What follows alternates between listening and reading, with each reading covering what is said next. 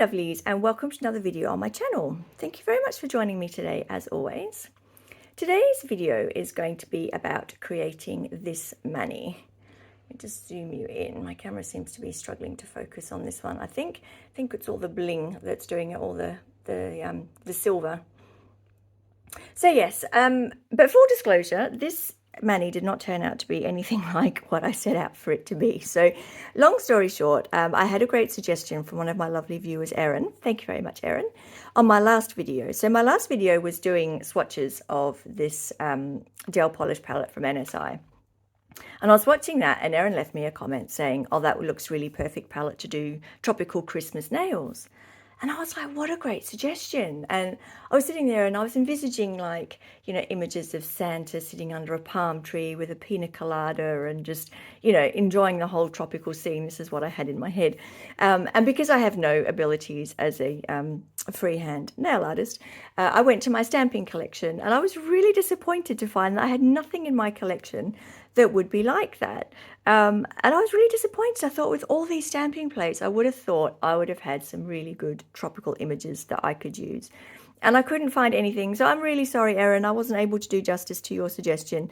But I really did love the suggestion, and I will do it at some point. Maybe I need to get myself some tropical stamping plates. I'm thinking maybe a Christmas in July kind of theme going on. So yes, I will do that. And thank you very much for the suggestion.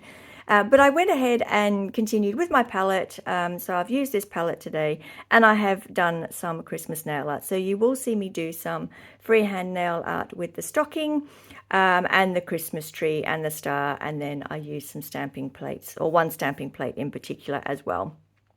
I also had a massive fail with my stamping. This video is going to need to have quite a lot of editing in it because I just tried so many different images that I just wasn't happy with, didn't like the look of it, had to do it again. So I'm not going to leave all of that in there, but I will leave some little snippets in there. I also found that I was going out of shot quite a lot, and I was thinking, come on girl, get it together. It's, you know, it's really not that hard, but it was just one of those nail fail days for me. We all have them. But I was still, you know, still turned out okay in the end. So you will have a good laugh at a few times. I have no doubt. I was laughing at myself at some point thinking, oh my goodness. But anyway, enough of that. In terms of what I used today, you will need some sort of base coat, whether it's gel polish base or acrylic or builder gel or polygel, whatever it is that you use, you will need some kind of base. The colours I used from this, so this is the NSI Australia palette number 3. I do have a 10% off code, your first order. I will pop that on the screen. But I used the 2 colours from this palette. You'll see the ones that have the most polish taken from them. So this one, which I like to call Vanilla Bean, because it just kind of reminds me of Vanilla Bean ice cream. Maybe I'm just obsessed with Vanilla Bean ice cream. Who knows? And I also use this lovely sort of, it's kind of like a salmon-y colour. It's a really pretty colour. So they're the 2 gel polishes that I used. I also used this silver gel paint. This is a Madame Glam paint. The reason I use this instead of the silver in this palette is because this gel paint does not need top coating. So what I did with the star nails and the Christmas trees is I did the gel polish in that salmony color, and then I put a layer of matte top coat over it because I wanted a matte base with the shiny star and Christmas tree. And I couldn't do that with this because gel polish does need to be top coated, whereas gel paint does not. So that was why I used that instead of the silver in this palette. Good tip if you do want to use something, you know, like a paint over a gel polish top coat, then you will need to use a paint as opposed to a polish. I also used my glossy top coat. I also did use 2 different types of brushes. So the gel polish palette does not come with a brush, so you will need to bring your own brush. And I also used this sort of detailer brush for picking up the gel paint and also for when I was doing the stocking. You will see I do use 2 different brushes of those types, but that just saved me cleaning my brush between the different colors. So if you've only got one brush, you'll just need to clean out your brush between using the various colors that you use. In terms of stamping, not everything could fit in my camera shot, so you will need acetone on top of what I've got here, some sort of Dap and Dish probably make your life a little bit easier, but if you haven't got it, that's fine. But you will need acetone to clean your stamping plates. So non-acetone remover is very handy if you've stamped onto your gel polish and you're not happy with your stamp. Then I use that to remove the stamp from my nail. I don't like to use pure acetone because at the end of the day, acetone is what you use to remove gel polish. So I'd rather not put acetone on it, but non-acetone is absolutely fine. You will need a lint-free roller. This is the best method I have found to clean the image off your stamper. So you'll obviously need a stamper. You will need your stamping polish. Oh, finally got to the writing. This is Miss Turing, which is an NSI supplied product. You'll also need some sort of lint-free wipe to clean your stamping plate, and also the stamp off your nail if you make a few whoopsies like I did. I made several. It was quite funny actually. You will need a scraper and your plate. So I had this turned over because it's really hard to show this without it catching the light and blinding everybody. So the two images I used are this one. I took a little bit of creative license with this one. I believe it's actually Santa on a snowboard. We're going to pretend it's Santa on a surfboard. So yes, along with that tropical theme, there you go, Erin. I managed to get one image semi-correct. And the other one is just 3 prezzies, which I used on my ring finger. This is a Bundle Monster plate, and it is number BMSE1. I've had that for years, so I'm honestly not sure if that is still available, but it was literally the only image that I have of Santa that looked remotely like he was doing something tropical, which is on a surfboard. So I think that is everything that I used. If there's anything else, you'll see it as we go through the video. As always, thank you very much for watching. I do hope that everyone is well, and let's get into it. So you will need to put your base coat down first, whatever that may be, if it's your gel polish or builder gel, what have you. I've got builder gel down, so you won't see me put down a layer of base coat because that basically is my base coat. So I'm just coming in here with my first layer of this lovely salmon colour. For the want of a better word, none of these colours are numbered or named, so it's really sort of just a best guess. So I'm just going to call it the salmon colour because that's basically what it is. It's that lovely sort of corally, pinky, pale orange combination. It's a really pretty colour. It's also very opaque. I actually do 2 coats of this, which you will only see the first coat. I didn't record the other layers that I did, but you really don't need to. 1 coat would have been plenty with this colour. It is opaque in 1 coat. It is beautiful to work with. It's incredibly smooth and creamy. One thing I did find using this palette, because I'd only used it once before, which was to actually do the swatches, and that's on this Colourpop thing. So it's not quite the same as putting it on the nail bed. So one thing I did find with these is longer strokes work best. If you want that really smooth, sleek finish, then use long strokes. You'll see me doing that here when I'm applying it to the nail. It's not quite as easy to do when I come to do the nail art because I do my stocking with this color using the detail brush. So that's not quite as easy to do, but you will see me use long strokes whenever possible. But that is definitely the best way to apply these solid gel polishes I have found, is to go the full length of the nail when you can. And you just get this beautiful finish. It's just so sleek and smooth. It's lovely. And because these are solid gels, they're not liquid, they do not run. They will stay exactly where you place them, which also makes them ideal for nail art because they will stay in the same place. The only thing with them in terms of nail art is you do tend, well, I certainly found that I did need to do the 2 coats when I came to doing my stocking because I didn't want to do too thick a coat. So you don't want to risk it wrinkling in the lamp. So that's the salmon colour done on those 3 nails. I'm now going in with the vanilla bean colour. This is a really nice color as well. It is not as opaque as the salmon, so I actually found I did 3 coats of this. Having said that, I think partly as you can see, I'm doing incredibly thin coats with this gel, and also because the builder gel I have underneath is a nudie color. It's not clear. If you used a clear base coat, if you just used a base gel, for instance, I think 2 coats would have been plenty. Equally, I could have gone in with a white coat first to sort of take that color off or hide that color of the nudie color, but then you're ending up doing 3 coats anyway, so it's 6 of one, half a dozen the other, really. So I did do the 3 coats of the vanilla bean, but I did just do the 2 of the salmon. But as I said, one would have been sufficient. I just like to do 2 because it's just habit, and I just make sure then that I get a really nice even coating on the nail.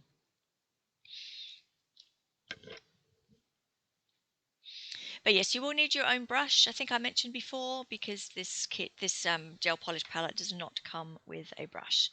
So you will need to provide your own. And of course, don't forget to cap the free edge, as always. Give you that lovely, nice look on the free edge of your nail. So as I mentioned, I didn't show me applying all coats. This is me having done 2 of the salmon color and 1 of the vanilla bean color. So you love the way I'm just making up these names as I go along. Does anyone else do that when they don't have names for their colours? So here I'm just kind of coming in. This was hilarious. If I'd actually videoed me doing the stocking on my dominant hand, so I was using my non-dominant to do it, you would have been absolutely in stitches. It was ridiculous. I was just having so many fails. And I had to go and ask my husband about 4 times, I think, like, does this look like a stocking? And the first time, bless him, he was just kind of like looking at me going, nah, it really just doesn't. So it was a bit of a struggle. Luckily, I didn't record it because, yeah, it was just a bit entertaining. But so by the time I did it on my non-dominant hand, I pretty much had the shape sussed. I had worked out how I wanted to do it. I was starting in different places, and I just worked out the easiest way is basically to start with an L shape, and then do the rest of the shape of the stocking after that. You will see me check on my other hand and every now and again, because I try and make, where I've got corresponding designs, I try and make them as similar as possible, bearing in mind that one is done by my non-dominant hand, which can be fraught with error. But anyway, so yes, you will see me do that from time to time. And I obviously decided that the stocking wasn't tall enough, so I've gone in and given it a little bit of extra height. So this is where I'm trying to get longish strokes, which is very difficult when you're trying to do nail art, especially with odd shapes, like, you know, the edge of the stocking's kind of, it's not exactly straight. So you can only do, you know, sort of what you can do. But yes, definitely when you're applying it to your nails, definitely go for the long strokes with your brush.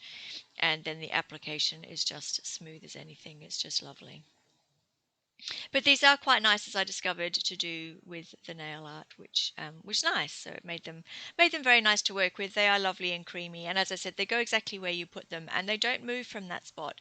So normally when I'm doing freehand nail art like this, I would freeze cure my designs.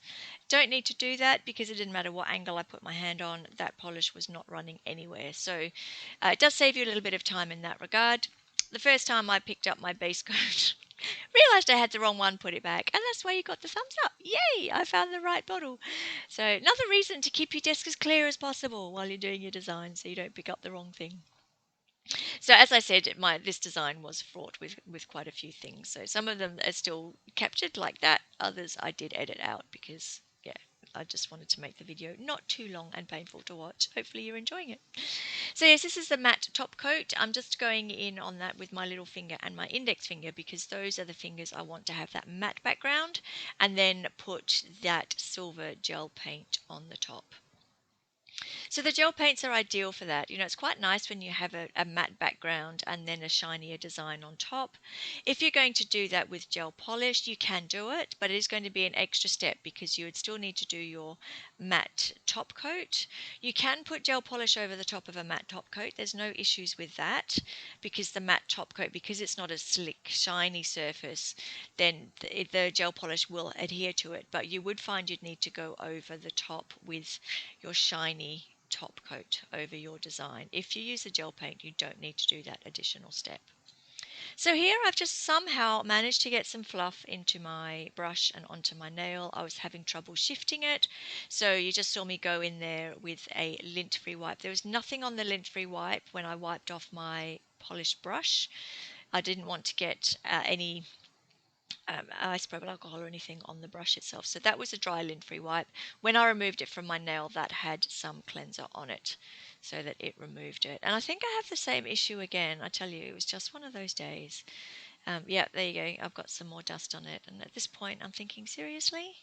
Like, where has that even come from? I have no idea where that's come from. Anyway, we do a bit of a repeat. Pick up that lint-free wipe again. Wipe off the gel polish brush. Hope we've got all the dust off this time. And then I go in with the wipe Oh no, there you go. I just went in with my cuticle stick because I obviously didn't have as much dust as I did the first time. So I've just removed it then, and I think it's third time lucky. I think we go in again, and I think this time it's okay. So that's a good way, and probably about the only way that you can remove dust. You want to make sure you remove it from your polish brush before you put it back in the bottle. Once it's in the bottle, you're just going to keep bringing it out onto your nail, and that's just annoying. So if you find it, remove it. Just use a dry lint-free wipe before you put your polish brush back. And that should hopefully be the end of it. Because it took me a while with that, I just wanted to make sure I didn't have any top gel that had run into my cuticles, so I just went over it with an orange wood stick. I don't think I had, but better safe than sorry. That is not a tack-free matte top coat. It did cure with a sticky layer, so I have just gone in with some cleanser to remove that sticky layer. And now we are going to go in with this is where I go in and do my second layer with my gel polish onto my stocking. So this did use, I just did the 2 coats on this one. It didn't need a third coat. I just wanted to do the 2 just to smooth over some of those lines. As you can see, does better with the second coat. When you're using the detailer brush, because it's such a small brush, you will generally need to do a couple of coats, and that is, one of the benefits over gel paint. They are more opaque, so I wouldn't have had to do that. But the gel paints don't come in every color. So you can mix your own, but I don't have the right colours, base colours I would need. So I just decided to use this, and I just went in with 2 coats. So it's not a big deal, you'll just need to do an extra coat, that's all.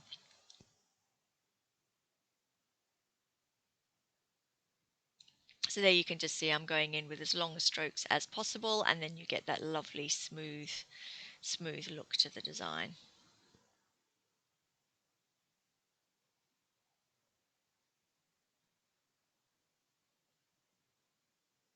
If you go over at any stage, it's just easy. Just go in with your cleanup brush and a bit of isopropyl alcohol, and that will get rid of that. Just remember to do that, obviously, before you put it in the lamp.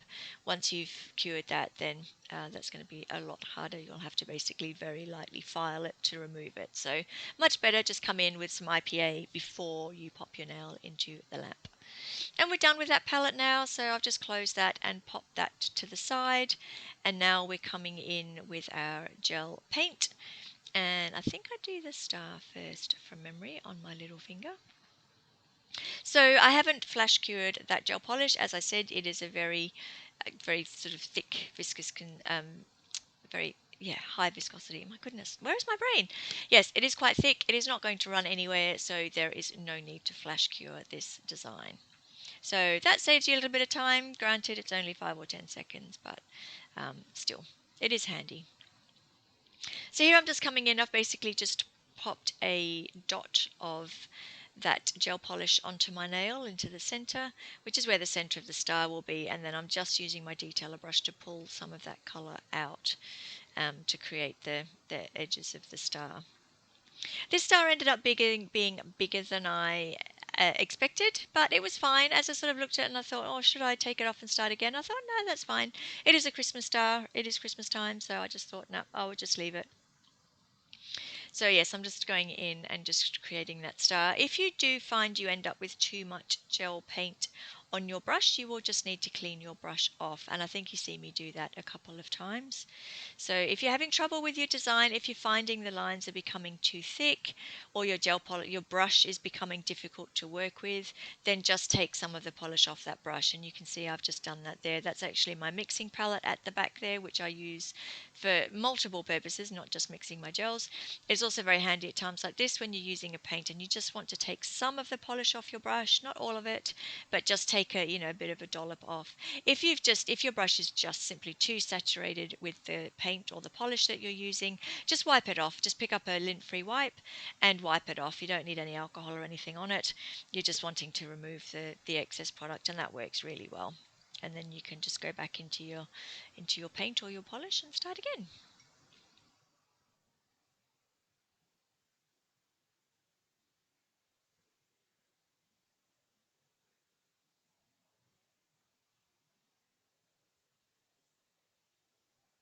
As you can see, as I went, I just was making the star that little bit bigger. But as I said, I was quite happy with that because that was fine.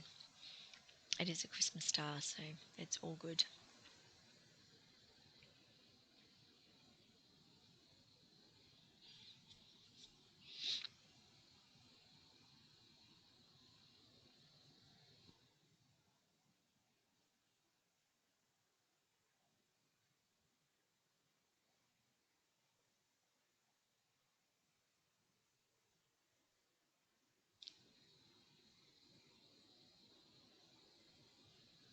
I'm not sure if I cured that in between. I may have done. I'm not sure, just in case I had the risk of knocking my design, because my designs at the moment that I hadn't cured were on my middle and ring finger, and of course doing my index finger, there was a possibility that I would have knocked them. So I think I probably did cure them at that point, which would have gone in for 60 seconds, because both those solid gels and that gel paint is a 60-second cure. So that was nice and easy. That went into the lamp for 60 seconds. I think I have a bit of a fail doing this star as well. This is the star at the top of the Christmas tree. And I think I just do it and I'm just like, oh, that just looks wrong. I think it ended up looking like a stick figure or something. I don't know what was going on. I think I just put the points, like the bottom points, in the wrong place. I had them too far apart and I was just like, yeah, that's just not going to work. But of course, that's the beauty of gel polish. Just remove it before you pop it in the lamp to cure, and that's no worries at all. You can just start again. I'm sure I'm not the only one that does this. Sometimes you just look at it and you just go, yeah, no, that just does not look right. So in with some cleanser and a lint-free wipe, and we'll just start again. And there you go. That's a clean, a dry, lint-free wipe. There, I've obviously decided that I just had too much polish on my brush, which I probably would have done because I'd collected quite a bit doing the star. So I thought, right, before I go in and have attempt number 2, then I will just remove the gel polish from my brush. So that only took 2 attempts. Unlike some of the stamping, I don't know what happened today. None of the images I chose, I just didn't feel like they looked right. I don't know. Maybe it was just the mood I was in. It just wasn't really happening for me that day. But it's all good. It turned out fine in the end. So when in doubt, persevere. Something's always going to work. That's the thing with stamping, is that it's always going to work at some point. You might just need to swap out 1 or 2 things. And that's what I'm decided. I thought that I'll do a video on that and the fickle nature of stamping, but more the point, like what to do if you're finding, if you are struggling with your stamping. There are some hints and tips that you can try. Because you will get it in the end. There's just a few things that you can try, so I'll do a video on that. I'll make it separate to this video and go through some of the tips and tricks that I have learned over the years about the fickle nature of stamping. So here we're coming in and we are going to do our Christmas tree. I was finally happy with my star. This style of Christmas tree, it's really cute. I really like it. Personal taste as always, but it's a nice sort of simple, quirky sort of design. And what you want to do is create a bunch of pretty much parallel lines. So moving down the nail from the cuticle area, you want your shortest line moving down to your longest. And you want a slight curve to the line. You don't want it to be dead straight. You don't want it to be like a U shape either. So somewhere in between, a bit like that sort of that loosish look of tinsel. It looks a bit like that. And then what you want to do is connect the lines by joining the far left side of the line below and join it to the far right side of the line above. Hopefully you can see me doing that, and that kind of makes sense what I'm talking about. And that just gives you, again, those lines need to be slightly curved. You don't want those to be in a dead straight line either, so just give them a light little curve, and it kind of looks like your Christmas tree is made out of tinsel. It's really quite cute. And because I've done that over a matte nail, it sort of stands out a bit more. I don't think the camera really does that justice that well. It's a bit of a shame. It's quite a bit of a contrast because you can see the background color, but it really does kind of look very much like a background color because it's not shiny. It's quite matte. It does look really good. This is my isopropyl alcohol, which I've just popped into, I've just reused. I think it's a vitamin B12 spray bottle, but it does the trick nicely. It's a good size, fits nicely on my nail desk, so it's all good. Even then, I was like spraying alcohol in the wrong direction. It was just like, the stars were just not aligning for me that day. It was just unbelievable. So yes, and I'm taking off the tacky layer here. That's all I'm doing. So I'm just removing the tacky layer from that gel polish. And this is my first sort of stamping attempt, which actually worked out okay. This first one sort of failed, and I wanted to leave this bit in to show you. When I went to stamp it, I don't know if it's not very clear there, but there's a part of that bow to the top right where the little dots didn't stamp correctly. They didn't transfer correctly to the stamper. So I wanted to show you that. And then all you need to do to remove it from your stamper head is just go in with your lint-free roller and roll that over your stamper, and it will take that stamp off straight away. That's straight acetone that I'm using on the stamping plate. And there you can see it picked up really well. I got a perfect transfer that time. I didn't end up keeping this image, by the way. As I think you saw in the intro, I swapped it out for Santa on his surfboard. So I didn't end up keeping it. I selected it initially because it had butterflies and I thought it looked a little bit tropical, and because of the bow over it, it kind of looked a bit like a Christmas decoration. At the same time, I thought, oh, that's kind of two birds with one stone. But I don't know, I just wasn't really happy with it. I'm not really sure why. It transferred fine. I think then I wasn't happy with the stamp on the other nails, so that was when I sort of went and thought, okay, I'll go and use my Santa on his sort of, we'll go with surfboard. So here I was trying to do the tropical theme again, and I thought I'll go with some butterflies. My idea was I would put them and make them look like they were a design on my Christmas stocking, but again, I just wasn't happy with it. It transferred fine, but I just thought, no, it just didn't look the way that I wanted it to look, if that makes sense. It transferred fine, it looked okay, but it just wasn't what I had in mind. And I did actually try a similar thing. I think I edited this out of the video because I just didn't want you to see me with changing my mind all the time. I tried that with a stamping image with presents as well. I thought that might look nice on the stocking, but I didn't stick with that either. So there I'm just showing you that I've used the non-acetone to remove that from the nail, rather than the acetone which I use on the stamping plates themselves. And I just thought I'd try again with a slightly larger image. Initially I didn't like the size of that butterfly, I thought it was a bit too small. And yes, I went in with a different image, but yeah, I wasn't super excited about that either. So yes, it was just one of those days. It was just like a bit of a stamping fail day. Not because the images didn't transfer well, just because I just didn't really like the way that it looked. It wasn't really what I had in mind. Does anyone else have days like that where you just think, yeah, you have an idea of what you want in your mind, and then when you actually do it, it just doesn't work the way that you hoped it would have done. Looks fine, but not fine enough. You don't want to keep it there. So it was just one of those days for me.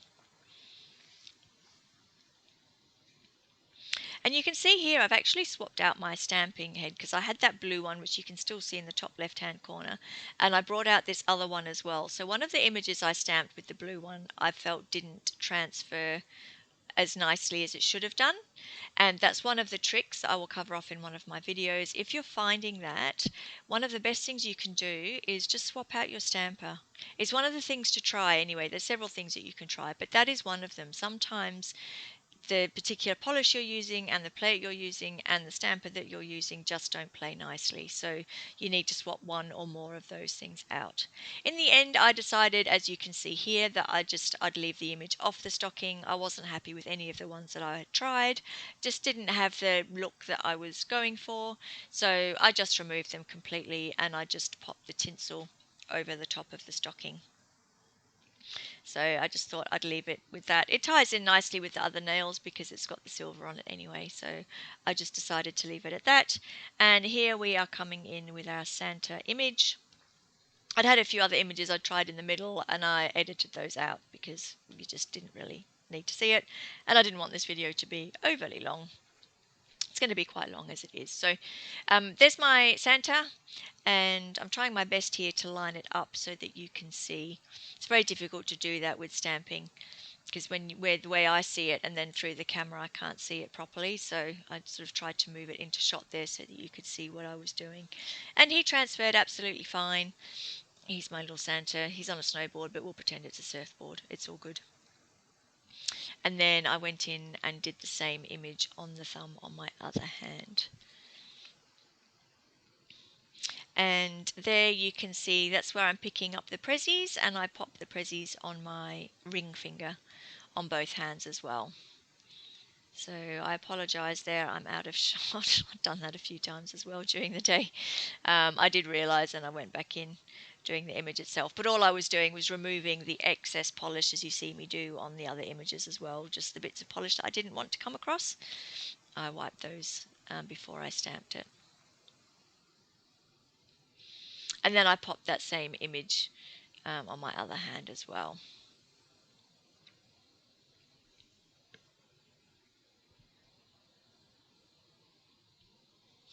So stamping is quite a nifty thing for for people that are struggling, because most people have one dominant hand, very few people are ambidextrous.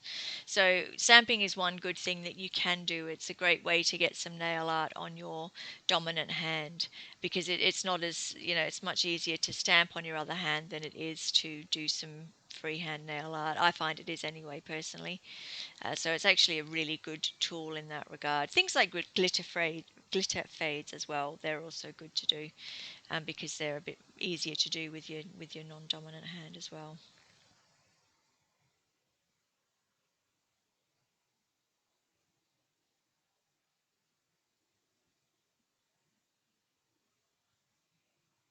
So there's Santa on my other hand. And you need to make sure before you top coat your stamping polish, make sure you give it a few minutes to dry properly. Most stamping polishes dry very quickly because you're only using a very small amount. It's just the amount that sort of fits into the etching of the plate. So they do dry very quickly, but do make sure that they are properly dry before you top coat them. So here I'm coming in with my top coat. This will make you laugh. So as I'm top coating, thinking, oh yeah, this is all good. My little Santa's dry. Everything's fine. Then I spot some random silver polish on the edge of my nail. You'll see it in just a second.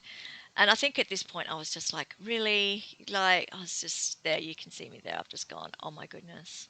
So all I do, because I haven't cured that yet, I just pick up my non-acetone remover, put some on a lint-free wipe, and I just literally very carefully just wipe off that edge, that bit of the silver polish which is on the edge of my nail, trying very hard not to get my Santa, which thankfully I didn't because I think that just would have topped off my day if I'd had to redo that Santa. But I didn't have to. It was all fine.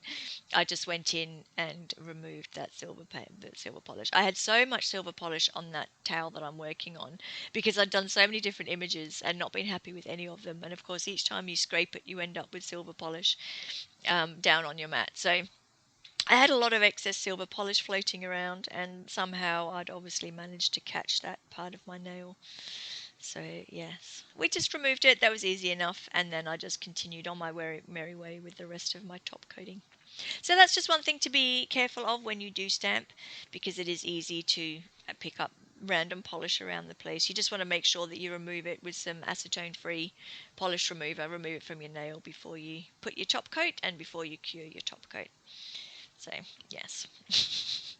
The trials and tribulations of stamping, but it's all good. As I said, it worked out fine in the end, but I just kind of saw that and I was just like, oh, you have got to be kidding me. Yes, one of those days. And oh, there we go. Sorry. Okay, yeah, that bit I was out of range. I did try and edit that out, but obviously a little bit stayed in. So apologies for that. But yes, I go and do my other thumb. I think I was out of shot when I did the rest of the fingers on my left hand. So you see me do my thumb and my ring finger on this hand as well.